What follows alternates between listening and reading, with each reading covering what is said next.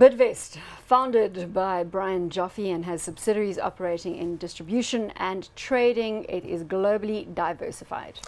Right, so this is a bit of a stretch to put it in here because we know that the food service business is a very significant player in delivering items to places inter alia restaurants.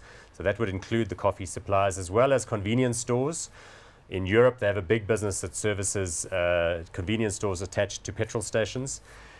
In South Africa, they also own the Nespresso distribution license. I didn't know that. So their business, which is called top vending, is in fact the people that you get hold of if you want to get a larger quantity of the Nespresso capsules. I mean, apart from going to the Nespresso store. I'm going to bear that in mind and go and Google top vending straight after the show.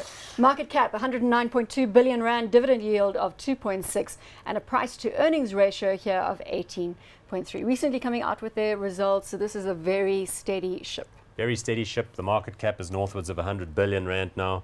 It's penetrated the 300 rands a share level. What they're in the news for at the moment mostly is their transaction around Adcock Ingram, where they've offered to buy out the minorities. There's an announcement this morning that they're going to partner with the PIC in the management of the company. PIC doesn't want to sell its 20-something% stake in Adcock, so they're going to have a consolidation of a sort of voting pool.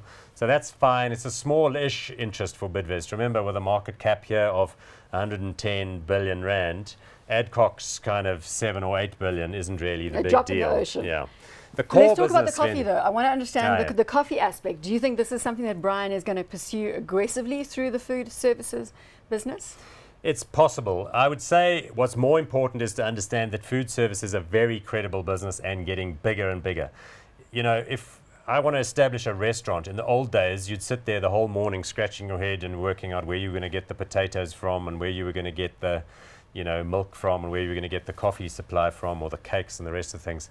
Nowadays, food service guys will do everything for you, from the cutlery and the tables right through to temporary staff if you need them, and all of your suppliers delivered within the right kind of context, the right time frames, depending on whether you want chilled or frozen or whatever.